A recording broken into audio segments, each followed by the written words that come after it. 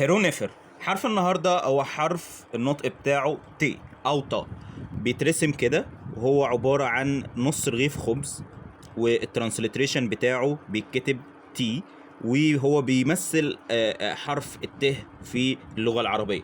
طبعا المصري القديم ما كانش عنده حرف الطه زي ما احنا عندنا فرق ما بين الت والطاء، فكان الحرف ده اللي هو نفس الشكل ده بيتنطق الاثنين، بيتنطق بالتي وبيتنطق بالطاء، وكده كده النطقين يعتبروا قريبين من بعض. طيب في حروف فيلو، في خط فيلو بنكتبه ازاي الحرف ده؟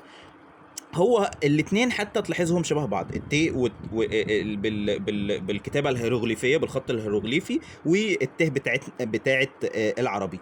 فمجرد هتعمل خط كده وهتعمل نص دايره وتروح حاطط نقطتين، بقى عندك حرف التي. طب احنا عايزين قلم خط وارفع، اهو هتعمل شرطه كده، تعمل على الشرطه دي نص دايره، بقى عندك حرف الت. شبه بعض جدا جدا اهو، قلم خط ارفع، القلم العادي اللي احنا بنكتب بيه اهو.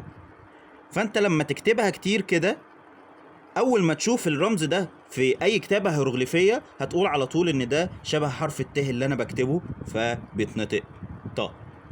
سواء بقى هتنطقه اللي هي التقيله اللي هي طا، او هتنطقه بالخفيفه اللي هي تي.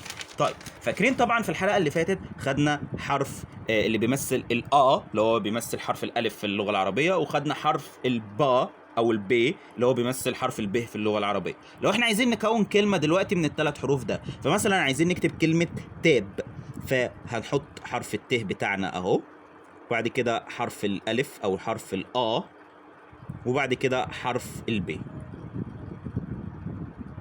طب عايزين مثلا نكون كلمة بت، اهو حرف الب بتاعتنا وحرف الطا بتاعنا. عايزين مثلا نكون كلمة أتب، حرف الآ بتاعنا وحرف الت وحرف الب.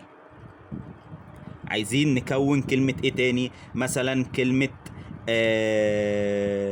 أبتي مثلا، ادي حرف الآ وادي حرف البي وادي حرف التي. وطبعا في عندنا حرف رابع في الكلمة دي اللي هو حرف اليه، بس الحرف ده هو بيتكتب كده المفروض، او الرشتين ماعت، بس احنا الحرف ده لسه هناخده في المستقبل. وبس كده، ما تنساش تعملوا شيء لايك وشير عشان ده فعلا بيساعد، وتقولوا لنا رأيكم في الكومنتات. وإياو ما إيك إمحوتك.